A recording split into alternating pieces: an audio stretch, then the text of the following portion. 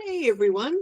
It's always hard when you don't set tickets for these things. You don't know how many people to actually expect. But thanks so much to everybody who's made the time to attend tonight and find out a bit more about this brain baby of mine, the Launch Collective.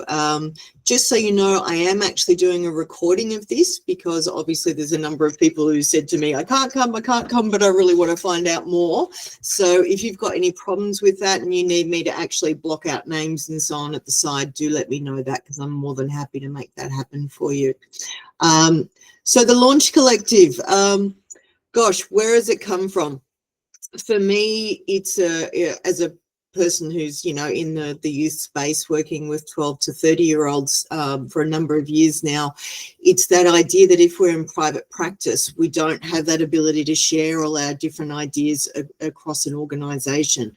It's also from so much of what I hear from my clients, which are predominantly neurodivergent, about 80%, that normal counselling just wasn't working for them.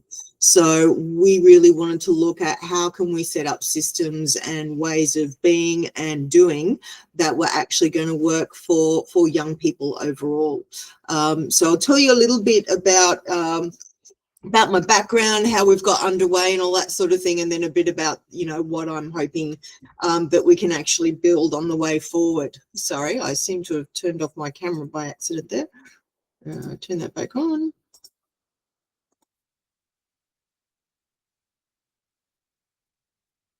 Nope, still got the wrong one done. Don't you love it when technology is not quite right? Try the other one.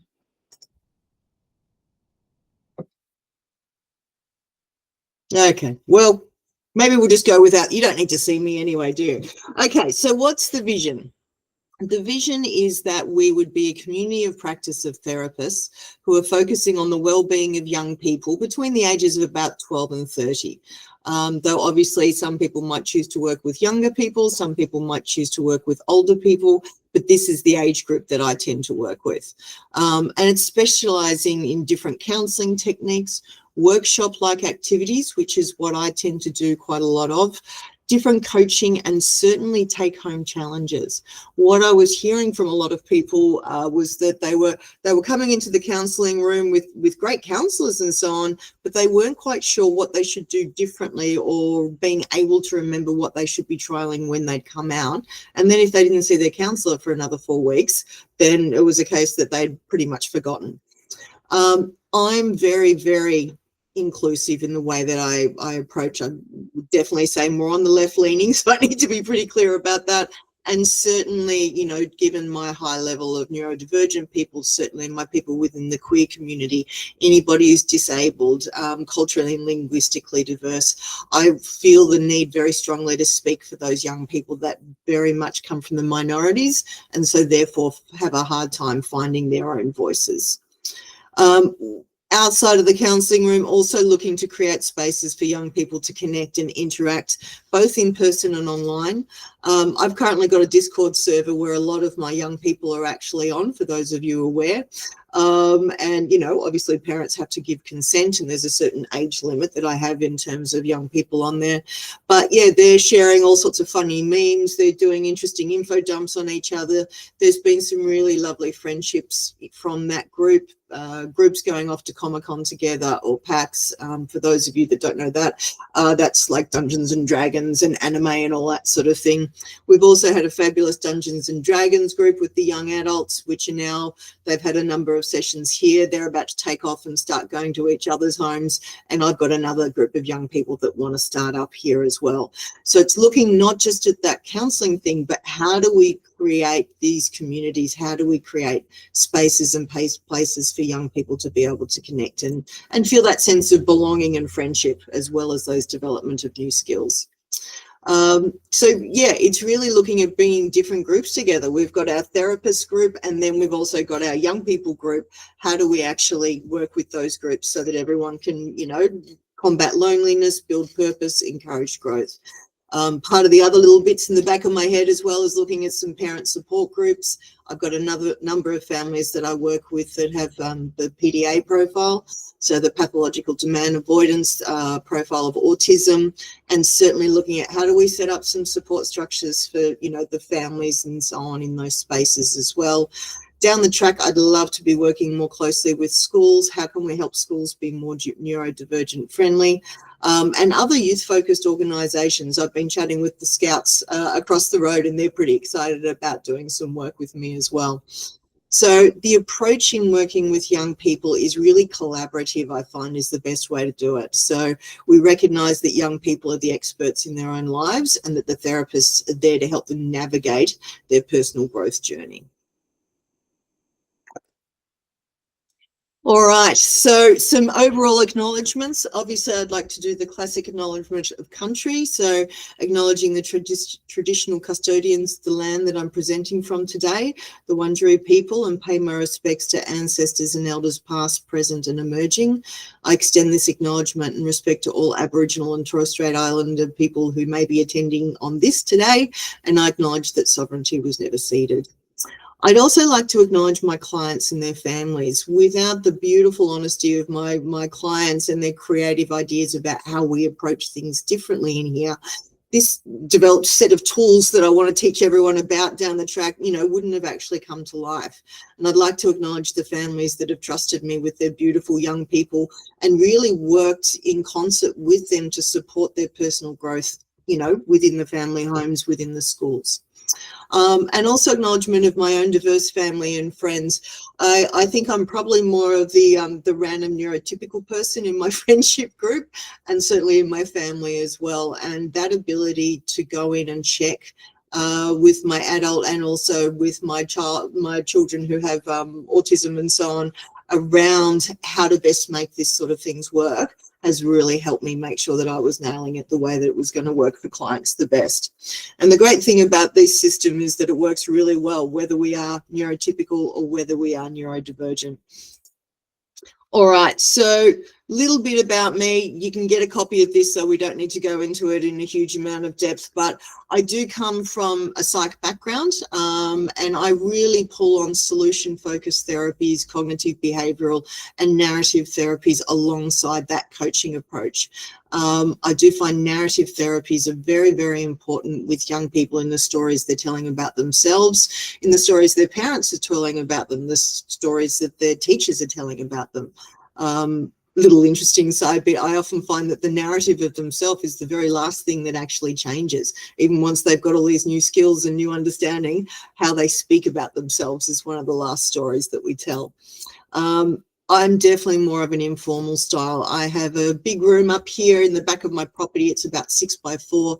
I've got pretty much 6 meters of whiteboard that goes down one side of the room. We've got drawing area for young people in there. I'm constantly up there with my processes. The young people are taking a photo of that away for them as well. And we have all these, you know, sort of collective wisdom boards and all these types of things. So we're very much up on our feet. We're drawing, we're talking, we're doing stuff. I've got my beautiful therapy dog that you just saw before. He's always in there. And sometimes we're throwing a ball. I've got fidget toys all over the place. I've got a pool table out the back. I do whatever it takes to keep the young people sort of moving and engaged. We do certainly find with ADHD or with the combo ADHD and autism that some level of movement is actually, or, you know, activity is really important so that their brain can stay engaged. As I said there, you know, about 80% of my clients are neurodivergent. I've probably got maybe about a third with what we affectionately call the double whammy here, so autism and ADHD. There's probably about 40% or so that actually have just straight ADHD, and then I've got the rest that have autism or are neurotypical like myself. One of the reasons that the Launch Collective has come to my mind is because even though I'm not advertising, the word's beginning to work out about how I work quite differently. So I now have a number of pediatricians that are referring to me. Certainly the word of mouth is very important. I'm up in Warrandyte in the eastern Melbourne, and I have people coming in from Docklands. I have people coming in from Chadstone, Frankston, really long distances to come and see me because of the fact that I work quite differently. I don't, you know, in my wait list, I've almost got as many wait list people as I have active clients right now. And so therefore I want to be able to share the things that I've learned, and I'd like to learn what other people know so that we can actually all work and service this client base a bit better. All right, so the market case for it. So 1 in 4 young Australians in that 16 to 24-year-old age bracket are experiencing mental health problems each year, which is an absolutely huge amount. If you actually compare that to the older age group, then, you know, we still see a decent amount, but the young people are right up there. Services are often not tailored to youth in general or into, you know, especially into neurodivergent needs. And this loneliness is becoming a real epidemic. What COVID did to families, what it did to young people was absolutely massive. And what we saw was a number of young people really losing that sort of classic developmental milestone sequence that we expected. And now we're finding that young people are struggling to actually connect with people in real ways, particularly for those that are sort of in either the neurodivergent or the more anxious or those with the mental health problems or any other minorities. And certainly therapists are under pressure, absolutely being hammered. You talk to almost any therapist and they're going to say, yeah, I've got a pretty big wait list going on at the moment. And we really need that youth specific training that we can give to people that's easy. All right, so the target markets, obviously we've got the primary group, which is the young people. The secondary is all of our therapists, all of you guys out there. You know, to be able to actually have that training, to be able to have that mentoring and support, which is what I want the Launch Collective to be able to provide. And certainly then working into that tertiary space. So looking at other partners, our schools, our universities, our parent groups, community organisations like the Scouts and so on. The market size, well, obviously mental health sector is just continually growing, and we know that, you know, even just here in Victoria, the government's putting forward, you know, money towards certain courses and so on. We're trying to continually grow in this space because the need is so big, and certainly that youth services is one of the fastest growing sectors. The competitive advantage, well, that dual model, you know, the fact that we're looking after that youth wellbeing, but also that we're actually looking after therapist training, we're looking after therapist mentoring, that community connection, the D&D, art groups, fitness groups, study groups, and so on, that we can set up for young people within our own communities, within our own organisations. Certainly that inclusivity, so that First Nations, our queer community, our neurodivergent, our culturally and linguistically diverse, and our disabled. And certainly that collective network. I really like the idea that part of what I would provide as the sort of one of the founding members of the Launch Collective is a website and advertising where people can come in and say, right, these are the things that I need for my child, and they can actually check by people's specialties and people's availabilities. So it doesn't mean that you work for the Launch Collective, but it does mean that the Launch Collective also advertises and supports your organisation to grow. And certainly that opportunity, filling in the gaps, as I said, with the youth-specific therapy, the training, controlled growth. So I want to start off with one small kind of, I'm thinking of it as kind of like the founding persons group. And then we all get to have a say in how this actually gets directed and where we go with it. Ultimately, I'm looking at building more partnerships with other organisations as well. All right, so why therapists would want to be part of the Launch Collective. So obviously access to training on specific tools that have been developed and refined in here, and they're really demonstrating proven resonance and breakthrough with young people. So it's not just looking at your classic talking therapies. Obviously we still use those when we need to, but when we're looking at really upskilling people, so that they know new ways to deal with anxiety techniques. They know new ways to go around making friends.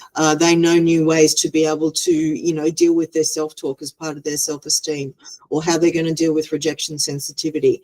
All of those tools are things that we've actually developed in here.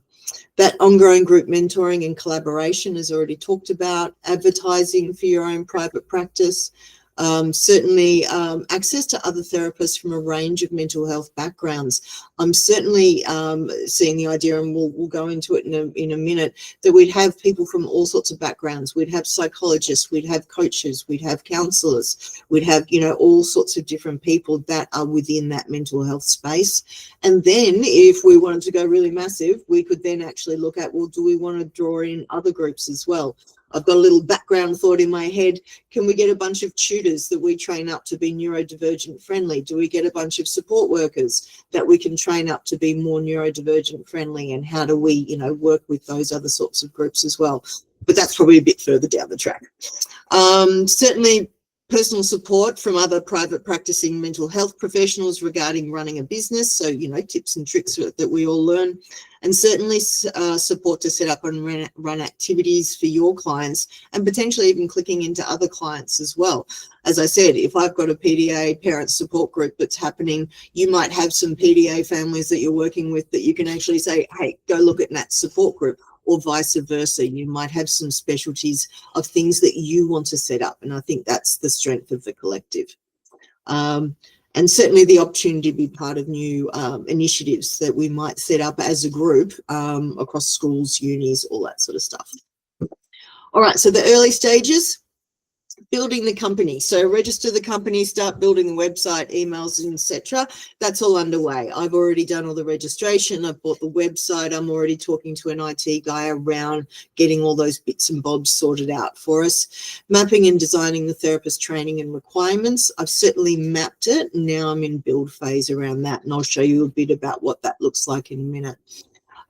Train the initial therapist group. So I'm really hoping to get into that over November and December, hopefully. I'm not looking at a whole heap of people coming through. I'd probably want to cap it at somewhere between 6 or 8, just so that we make sure that the system really works well moving forward. Then certainly implement that therapist training model. So, you know, that would be more likely to start over February, where we'd actually look at what is the way that we're going to do it. I'm envisaging probably monthly meetings that go for about an hour and a half. The first half an hour or so, I would be starting conversations around particular elements that we wanted to explore. And then we might also have a number of people bring a couple of case studies in, and we as a group can actually work on that. And then over time, as more and more therapists actually join, then we'd have different groups. So you might even have your training cohort is your mentor group. And, you know, all those types of things are yet to be sorted out. And then officially look to introduce and launch the collective to the public, probably in February next year, I'd expect. All right, so when I sat down and mapped out all the different activities that I tend to do with people, the first step I tend to do is this thing you can see on day 2 called the life map. And what that does is a very specific way to work with the young person to really map out what's going well in their life and what's being difficult across key areas. From there, we're able to map out the chunks of work that they want to do with us, and then we put them in charge of where they want to start. But the very first day, I'd actually be wanting to do that launch collective overview, certainly a neurodivergence overview, not suggesting that everybody is going to want to work with neurodivergent people, but I think that it's very important that everybody understands it, that everybody can recognize it. So therefore, if you do end up with a person who's neurodivergent, you know the steps to go through from there. Certainly an autism deep dive, and that would include the different profiles, so your classic autism, but the way that females tend to present and manifest autism is quite different, and certainly the PDA profile is different again. So being able to understand what all of those look like, certainly around ADHD, a deep dive in that space, but we'd be looking in that neurodivergent overview around other areas as well, like your dyslexia, dyscalculia, and all the other sort of neurodivergent profiles that we tend to see. Certainly executive functioning, because that is one of the key things that happen for young people who are neurodivergent. And so that's, if you don't know, haven't heard of that phrase before, it's the idea of the business of the brain, is the way that I like to explain it to people. So what's our time management like? What's our planning and organisation like? What's our ability to push past procrastination and get things done? And then that overall supporting neurodivergent and young people and their families. So that would be day one. Day two would be around that life map that I just talked about: anxiety, rejection sensitivity, how I tend to deal with trauma, depression, which I'd very much come down to as a people and purpose kind of piece, and then certainly that all important suicidal and self-harm safety planning that needs to happen if anybody discloses any self-harm or suicide ideation to you. Day three is around self-esteem, the shoulds, as I call them, which is always like, I should do more exercise, I should do more homework, I should do more this. How do we actually stop that kind of self-talk and turn it into realistic goals? Perfectionism, which tends to go aside the shoulds. Mistakes versus consequences. We often have young people that are so focused on their mistakes, they don't really think about, is the consequence that big? Rumination, obviously ruminating thoughts are important, body image and gender and sexuality. Day four, anger management, friendship and social stuff, setting boundaries. I particularly find that a number of people with ADA, and particularly my girls, really struggle with people pleasing and setting boundaries. So that's some really interesting ways to approach that we've come up with that. Impact assessment. So how do we actually do an impact assessment around something that's going on? Screen use, I think, is the number one argument I hear across my young people and their families. How do we actually deal with, doing an impact assessment to be able to work out how much is this actually impacting on my life? Other times we've done it around drug use and so on. So yeah, we can use the impact assessment for a number of different issues. And certainly family sessions. I do often have a session with the family when I've been working with the young person for a while to just try and deal with any key conflict issues that are going on.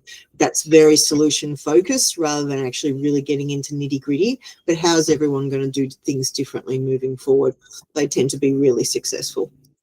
Day five, goal setting, problem solving. They're two massive things that young people need to know how to do. Even just general problem solving, thinking about your pros and cons and your mitigating strategies. How do we deal with this is a really good way to just get young people into a process that they can enact and they can do for themselves. Certainly study skills is a really big one, especially with my neurodivergent clients. The way that they learn is quite different. So understanding the techniques that is going to get information best lodged into their head and best out of their head is amazing when you see them start bringing in better marks than what they're used to and going, oh my God, I'm not dumb, I can do this. VCE war plan. Whenever I'm dealing with my year 11s and 12s, there's always a bit of a war plan approach that we come up with and we stick to. Certainly issues around work, resume design, application, interviews, and then that final kind of launch collective certification. So we're probably looking at about 5 days. I'm guesstimating around about 6 hours per day, but with an hour for break and lunch and a chance to network and all those types of things. I've put down some suggested dates of what we might do for the first round, but we'll see what people's availability is like and whether this can actually get going that quickly or not. All right, so eligibility. So we're looking for therapists that are in their own private practice or at least have the capability of doing that. Yeah, the idea that someone from Headspace would then just take a client and then take them into Headspace sort of doesn't make sense to me. It's more around how do we develop up a collective of people that are working solo or close to solo, so smaller practices. Certainly having access to your own space, because the whiteboarding, the processes are so massive. Having access to a whiteboard if you're doing it in person is going to be really important, or having a way to actually take the tools and move them into the online space is going to be important. Obviously, registration with your governing body, your classic WWCC and police check, your insurances. Certainly being neuroaffirming and a queer ally is an absolute non-negotiable in my mind, because we do find so many of those people are really struggling in normal counselling areas. And certainly the participation in the Launch Collective training models, that's a must-have. The completion of any of those types of courses, but I'm also keen on talking to people about other courses, you know, if there's sorts of things where we go, well, you've had a whole heap of experience in this way, but there's a different course that you've actually done, but now you're in private practice. I'm very happy to still talk with those people. So, you know, I think if people can show that they've got a level of knowledge, that they're certainly, you know, already proving themselves to be safe and good with young people, then, you know, I'd want to be able to include them as well. All right, so in terms of costs, so that training for that 5 days, we're looking at about $300 a day, which in total comes to $1,500. That's the once off. Any extra training that we do after that is going to be through the mentoring groups. And so that will happen like that. Unless, of course, we have somebody else within the collective that goes, do you know what? I'm really good with tapping, and I really want to teach anybody else who's interested in tapping, then they would be able to put that to the collective, and then the members of the collective that were keen on learning about that can do that. So this is how you can bring your own knowledge and your own capabilities into the collective. It is certainly not about doing it all my way, if that makes sense. It's just knowledge of these certain techniques that's important to become a part of it originally. The monthly mentor groups and collaborative sessions, as I said, about an hour and a half. I'll be running 10 sessions annually. We'll take December and January off, and I'll just be, that's my phone going off. I'll just be looking at sort of an expectation of people aim to attend at least 7 or 8 of those, as to actually be part of that. And then certainly the subscription to the platform. So that's to be able to get the website up and going. That's to be able to get our social media gurus in and all those types of things, so that we can actually have a single spot where people can come in and they can search you out. All right, so what's next? If you're interested, please reach out. As I said, you can send me an email. You can go to my website and just do a contact through there if you want to. I'll send this document out through to you. If you're really, really keen, then send me through a copy of your resume.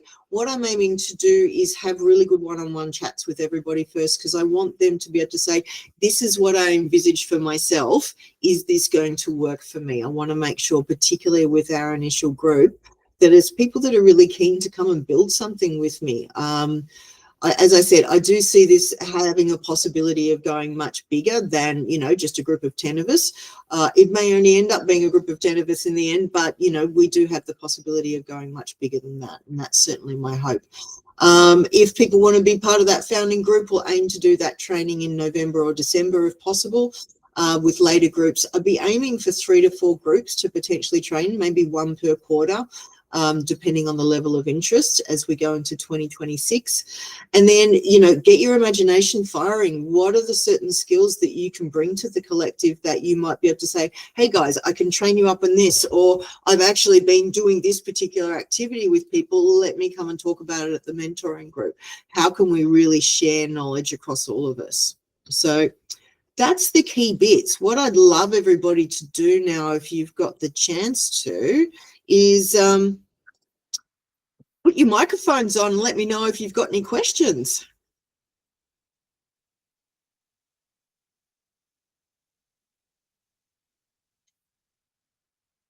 Oh, my camera's still being funny, isn't it?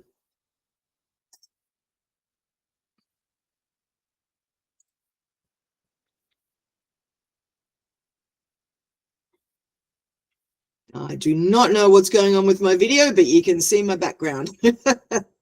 All right. Has anyone got any questions that they want to ask?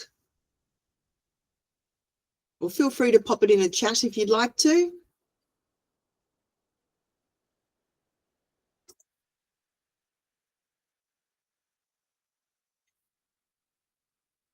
Okay. I'm going to assume that people have got some good information. Oh, here we go. I'm interested in how a neurodiversity affirming collective might look like in a university setting. Oh, good question, Laura. I think most universities do have certainly groups that work with neurodivergent young people, because I know from my university students that generally they're hooked up with particular groups there. I know, Patrick, you work with the university as well, and I'm assuming that most people would be neuroaffirmed, but the way that I'd be interested is looking at what are the types of activities that maybe we can teach some of the some of the practitioners that do work at universities to do some of these different activities. So to move away just from the classic counselling, unless of course that's exactly what the person needs, but how can we actually look at, providing different ways of being for our neurodivergent students? Let alone maybe teaching some of the teachers and the tutors and so on as well. I think there'd be an interesting piece in there. So yeah, I'd like to work a bit with universities, find out what work they're doing in this space. I have no doubt that there's already a lot going on here, but just seeing where we can actually, support and complement. Are there any other questions that people have got? Feel free to pop it in the chat, which is just down on the right-hand bottom screen. You can see the little chat box.